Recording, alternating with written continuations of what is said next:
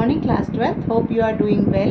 And today we are going to learn a lesson which is a lesson from your main book Flamingo, and the name of that lesson is Poets and Pancakes.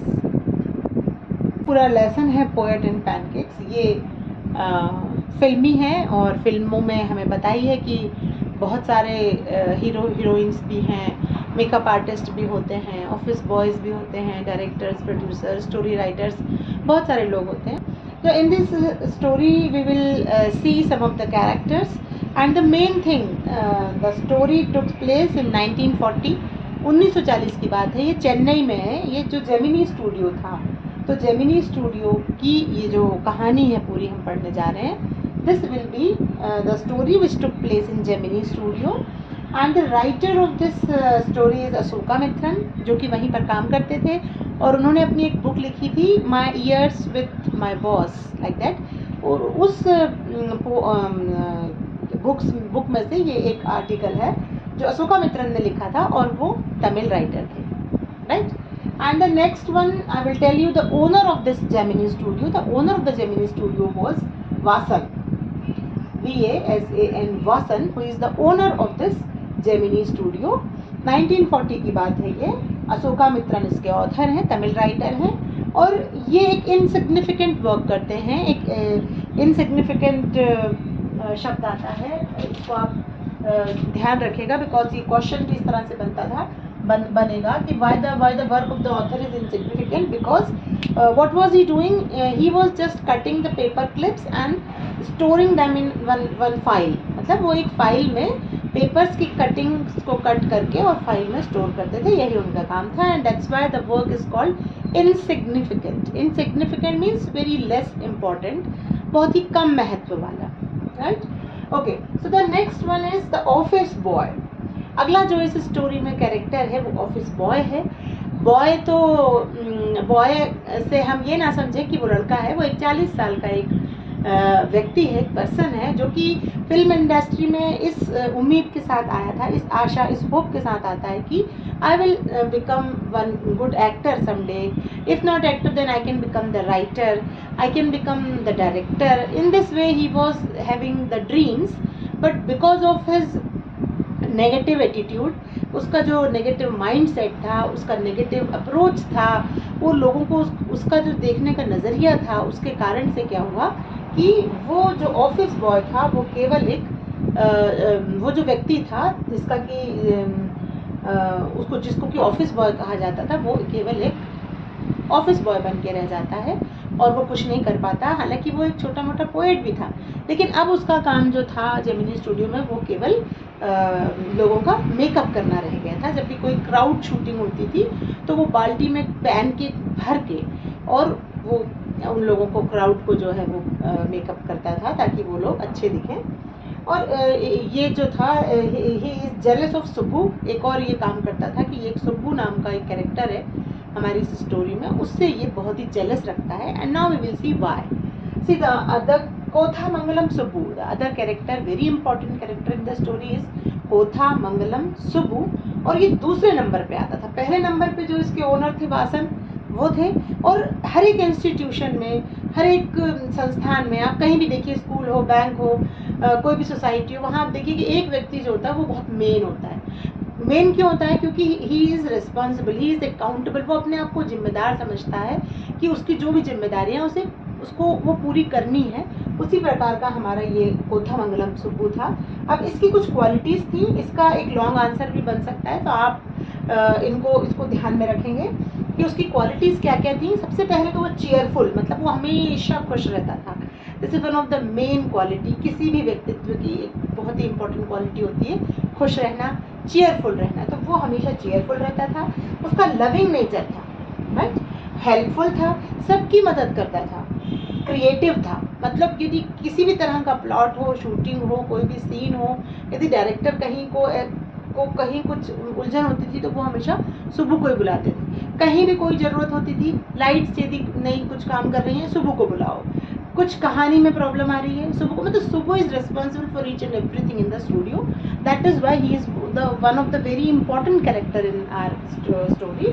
और उसके ये उसकी qualities थी, helpful था, creative था, cheerful, loving nature, poetry भी लिख लेता था वो थोड़ी बहुत, और वो डायरेक्टर भी जब ज़रूरत पड़ती थी डायरेक्टर भी बन जाता था। और सबसे लास्ट और सबसे इम्पॉर्टेंट बात ये थी कि वो लॉयल था, ईमानदार था, राइट। तो वो एक तो हेल्पफुल था, क्रिएटिव था, लॉयल था, चीयरफुल था, लवेबल नेचर थे। ये सारी चीज़ें हमको हमारे आंसर्स में लिखनी होगी। Okay, so then one of एक और हमारा जो कैरेक्टर है वो है लॉयर, और लॉयर लीगल केसेस देखता था, लीगल एडवाइज़र था वो जेमिनी स्टूडियो में, but he was working in story department, और वो स्टोरी डिपार्टमेंट में काम करता था। लेकिन यहाँ पर इसकी भी एक बहुत इंटरेस्टिंग स्टोरी है कि स्टोरी डिपार्टमेंट में लीगल एडवाइज़र का कोई काम नहीं रहता, लेकिन वो वहाँ पर काम करता था, और वो हमेशा सबसे अलग ही दिखता था, सूटेड बूटेड रहता था, बाकी सब लोग खादी के कुर्ते और इस तरह का पहनते थे। लेकिन क्योंकि 1940 की बात है, मतलब at that time we were not free, हम अंग्रेज़ों की दास्ता से इस समय तक भी फ्री नहीं हुए थे, उस समय की बात है ये। तो सभी लोग गांधी जी के बताए हुए रास्ते पर चलते थे, खादी पहनते थे, लेकिन ये जो था लॉयर जो था वो हमारा हमेशा सूटेड बूटेड रहता था। एक बार उसने क्या किया कि किसी भी एक राइजिंग एक्ट्रेस, मतलब कि जो एक्ट्रेस बहुत ही पॉपुलर हो रही थी, उसकी उसने प्रोड्यूसर से कुछ झड़प हो रही थी, या फिर वो बहुत क्रोधित हो रही थी, अरे तुमने हमको इतने पहले से बुला लिया और शूटिंग स्टार्ट नहीं हुई और ऐसा वैसा। She was abusing like to the producer. तो ही हैज़ रिकॉर्डेड, उसकी जो आवाज़ थी, वो जो बोल रही थी, ये जो लॉयर महाशय थे इन्होंने रिकॉर्ड कर ली, और जब वो बोलना बंद हुई उसके बाद इन्होंने उस रिकॉर्ड को चला दिया। उससे वो बहुत एम्बेरेस हुई, और उसका जो करियर था वो पूरा वो चली गई स्टूडियो छोड़ करके। तो इस कारण से हमारे जो वासन साहब थे उन्होंने स्टोरी डिपार्टमेंट को बंद कर दिया, और लॉयर की जो थी जॉब ख़त्म हो गई।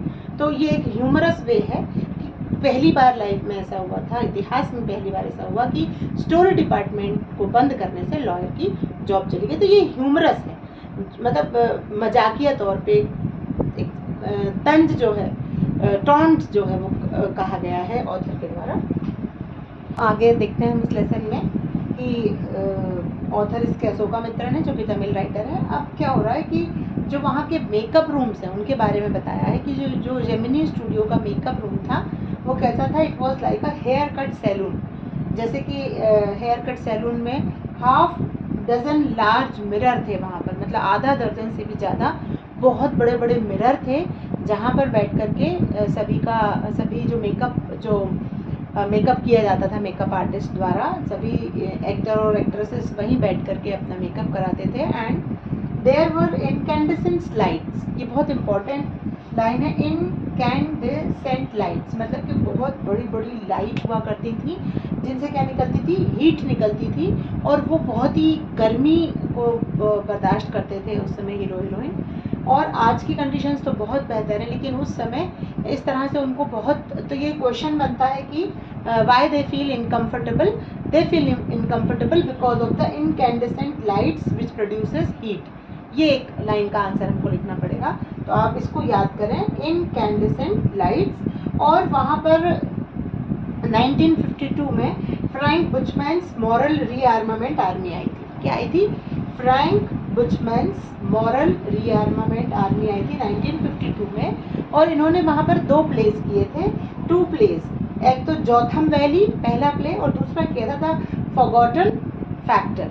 ये 2 जो प्लेस किए थे, place they were very simple place, but the sets and the costumes, जो उन्होंने कॉस्ट्यूम मतलब ड्रेस जो उन्होंने पहनी थी उनके कलाकारों ने, एक्टर एक्ट्रेस ने, और जो सेट लगाए गए थे वो बहुत ही प्यारे थे, बहुत ही कह सकते हैं कि मतलब ऐसे सेट्स जेमिनी स्टूडियो में नहीं थे। तो वो लोग जेमिनी स्टूडियो काफ़ी सालों तक, काफ़ी समय तक उनके सनसेट और सनराइज़ का जो सेट था वो यूज़ करता रहा था इनके जाने के बाद। तो 2 प्लेस वहाँ पर हुए थे। यदि कोई ऑब्जेक्टिव में ये क्वेश्चन आ सकता है कि कौन कौन से 2 प्लेस थे, तो या कितने प्लेस किए थे उन्होंने, फ्रैंक बुचमैन्स मॉरल रीआर्मामेंट आर्मी ने 1952 में 2 प्लेस किए थे। पहला था जोथम वैली और दूसरा था द फॉरगॉटन फैक्टर। और एक और बात वहाँ पर हुई थी ऐतिहासिक, जो ये थी कि जो वहाँ एक बहुत ही फेमस पोएट आए थे, उनका नाम था स्टीफन स्पेंडर, और वहाँ आकर के उन्होंने बहुत एक स्टेज बना था, वहाँ पर काफ़ी ऑडियंसेस आए थे और वासन साहब उनको बढ़िया लेकर के आए, लेकिन जैसे ही उन्होंने बोलना शुरू किया he was talking in English, and due to the linguistic barrier, इस भाषाई अवरोध के कारण जो बाकी वहाँ जो आम जनता बैठी थी वो उसको ढंग से समझ नहीं पाई, वो कहना क्या चाह रहे थे। So because of linguistic barrier, अगर ये क्वेश्चन में पूछा जाता है कि why the people were unable to understand the poets words, because of linguistic barrier, linguistic barrier के कारण वो लोग समझने में असमर्थ रहे। और इस तरह से ये हमारा जो लेसन है ये एंड होता है। और इसका जो नेम क्या था, पोएट्स एंड पैनकेक्स। पैनकेक्स जो एक मेकअप ब्रांड है, ठीक है। What is pancakes? Actually pancakes is a makeup brand, और ये उस समय यूज होता था, आजकल तो बहुत दूसरे आ गए, लेक में वगैरह है। और एक और इम्पॉर्टेंट चीज़ है कि जो हमारे सुब्बू थे उन्होंने एक बुक लिखी थी, सुब्बू ने, और वो बुक थी थिल्लाना,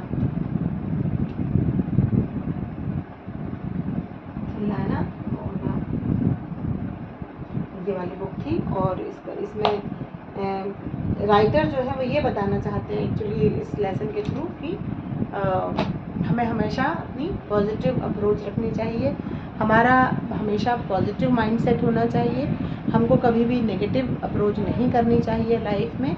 जिस तरह से ऑफिस बॉय, वो भी टैलेंटेड था, he was also a poet, but because of its negative mindset, because of its negative attitude, because of its negative approach, वो कुछ भी अच्छा नहीं कर पाया, वो एक सामान्य सा ऑफिस बॉय बनकर रह गया। जबकि जो सुब्बू था हमारा कैरेक्टर, जो कोथामंगलम जिसका नाम था, सुब्बू जो था वो क्रिएटिव था, चीयरफुल था, हेल्पफुल था, राइट। डायरेक्टर का भी वो काम कर पाता था, स्टोरी राइटर भी था, वो पोएट भी था, पोइट्री भी वो लिखता था। तो वो जो था वो सेकंड नंबर का हो जाता है उस पूरे जेमिनी स्टूडियो में। And the reason was that कि ही वाज वेरी हॉस्पिटेबल, वो बहुत ही मेहमान मतलब नवाजी थी उसके अंदर, हर किसी की वो मदद करता था, हमेशा वो चीयरफुल रहता था। तो इस कारण से उसने लाइफ में काफ़ी ऊंचाइयां तय की। और ये जो था हमारा ऑफिस बॉय बन कर के रह गया, और ये ज़्यादा कुछ अचीव नहीं कर पाया, मेकअप आर्टिस्ट था ये बस उस स्टूडियो में। तो किसी भी संस्थान में आप देखिए, किसी भी विद्यालय में आप देखिए कि 3 तरह के लोग होते हैं। पहली तरह के लोग उस कैटेगरी में आते हैं, पहली कैटेगरी में जो लोग आते हैं वो उस प्रकार के होते हैं जहाँ पर उन्हें केवल सैलरी से मतलब होता है, उन्हें बाकी किसी नफ़े नुकसान से उनको कोई मतलब नहीं होता।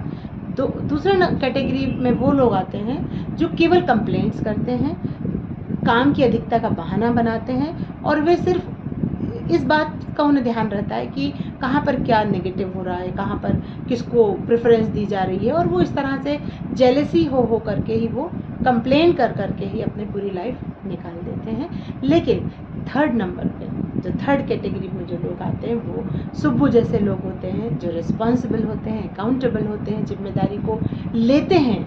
जिम्मेदारी कभी भी दी नहीं जाती है, जिम्मेदारी हमेशा ली जाती है। इस तरह के लोग अकाउंटेबल होते हैं और वो पूरे संस्थान को अपना ही समझते हैं, और उसके नफ़े नुकसान से भी उनको प्रॉब्लम होती है, और वो हर चीज़ बेस्ट करने के लिए तैयार रहते हैं, और केवल सैलरी लेना ही उनका उद्देश्य नहीं होता। तो इस तरह का हमारा जो कैरेक्टर था वो सुब्बू था। और जब इस तरह के लोग अपना एटीट्यूड रखते हैं अपने काम करने की जगह पर, तो वो लोग सेकंड नंबर दूसरे दर्जे के उसमें आते हैं, क्योंकि पहला तो वासन था जेमिनी स्टूडियो का जो मालिक था, लेकिन जो दूसरे नंबर पे आता था वो हमारा जो कैरेक्टर था वो था सुब्बू कोथामंगलम। तो इससे हमें ये मॉरल मैसेज मिलता है कि हमको हमेशा पॉजिटिव अप्रोच रखनी चाहिए।